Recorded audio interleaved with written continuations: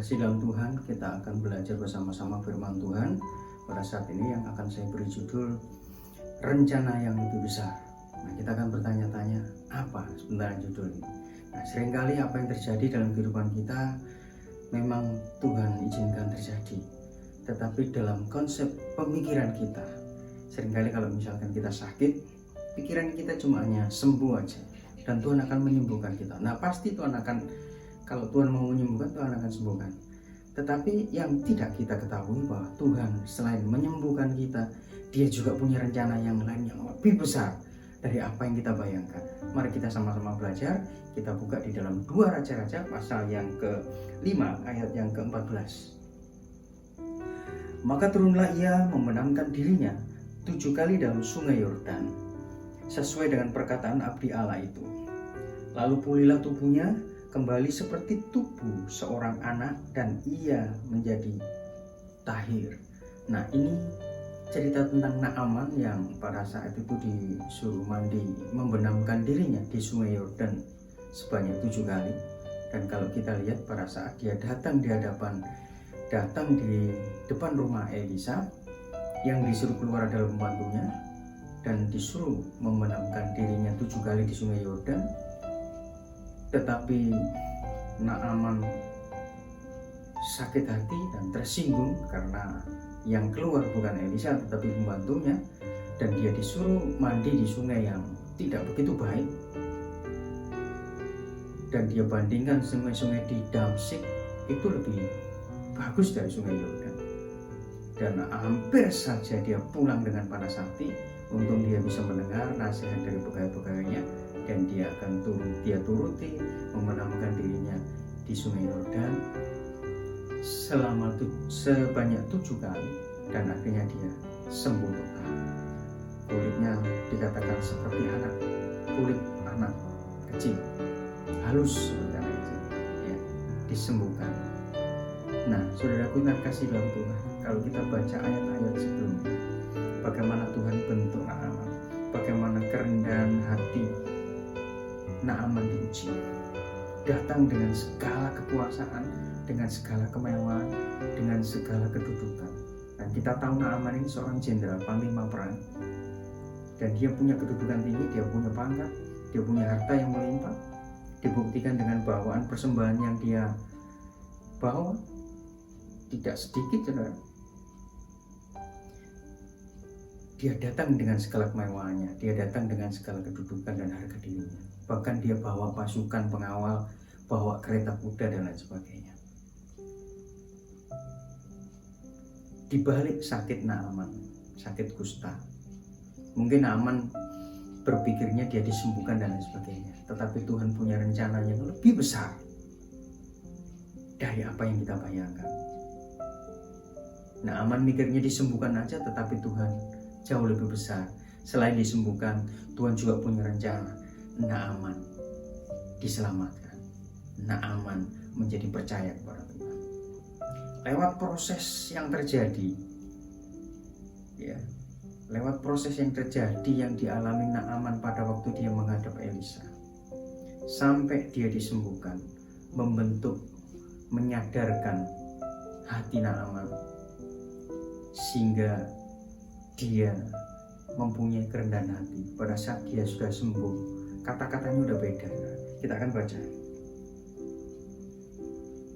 ayat yang ke-15. Kemudian kembalilah ia dengan seluruh pasukannya kepada abdi Allah itu. Setelah sampai, tampillah ia ke depan Elisa dan berkata, sampai di sini dulu.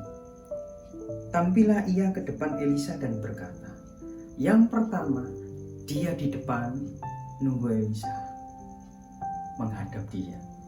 Tetapi setelah disembuhkan, dia yang menghadap Elisa, tampil di depan Elisa. Ada satu perbedaan. Nah, kita baca selanjutnya. Sekarang aku tahu bahwa di seluruh bumi tidak ada Allah kecuali di Israel. Karena itu terimalah kiranya suatu pemberian dari hambamu ini. Nah, saudara yang terkasih dalam Tuhan, datang dengan pangkatnya, datang dengan harga dirinya, datang dengan kedudukannya sebagai panglima perang, datang dengan kekayaannya. Setelah disembuhkan, dia sebut dirinya sebagai hamba. Ada satu perubahan yang luar biasa. Kita baca lagi. Tetapi Elisa menjawab, demi Tuhan yang hidup, yang di hadapannya aku menjadi pelayan, sesungguhnya aku tidak akan menerima apa-apa, dan walaupun Naaman mendesaknya supaya menerima sesuatu, ia tetap menolak. Akhirnya berkatalah Naaman, jikalau demikian biarlah diberikan kepada hambamu ini tanah sebanyak muatan sepasang bagal, sebab hambamu ini tidak lagi akan mempersembahkan korban bakaran atau korban sembelih kepada Allah lain kecuali kepada Tuhan. Nah, saudaraku yang terkasih dalam Tuhan, apapun yang kita alami, apapun yang terjadi dalam kehidupan kita, ingat, Tuhan punya rencana tidak hanya sekedar menyembuhkan kita, tidak hanya sekedar menyelesaikan masalah kita, tidak hanya sekedar memulihkan perekonomian kita, tetapi jauh lebih besar, Tuhan punya rencana untuk memulihkan kehidupan kita. Tuhan punya rencana untuk membawa kita kembali lagi mendekat kepada Tuhan. Tuhan punya rencana yang lebih besar dalam kehidupan kita, yaitu keselamatan hidup kita, perubahan karakter hidup kita, kehidupan baru yang Tuhan inginkan terjadi dalam kehidupan kita. Jadi saudara-saudara yang terkasih dalam Tuhan, apapun yang saudara alami di dalam hidup saudara, renungkan firman Tuhan yang kita dengar saat ini. Selain Dia menyembuhkan secara jasmani, Dia juga akan menyembuhkan secara rohani. Untuk itu relakan hati kita untuk dibentuk Tuhan, mengalir bersama dengan Tuhan. Tidak hanya fokus pikiran kita, hati kita untuk kesembuhan penyakit kita, tetapi apa yang Tuhan sediakan untuk kita jalani, seperti Naaman tadi. Dia sengaja diperlakukan seperti itu karena Tuhan punya rencana untuk menyadarkan dia, sehingga Naaman disembuhkan, bahkan diselamatkan. Itulah rencana Tuhan buat Naaman, buat saya, dan buat saudara. Tidak sekedar sembuh dari sakit jasmani, tetapi Tuhan akan sembuhkan kita dari sakit rohani, dan kita menjadi umat-umat yang diselamatkan oleh Tuhan. Amin. Tuhan memberkati. Rancanganmu bagiku adalah yang terbaik, walau ku tak dapat melihat semua rencanamu, Tuhan. Namun hatiku tetap memandang padamu, kau tuntun langkah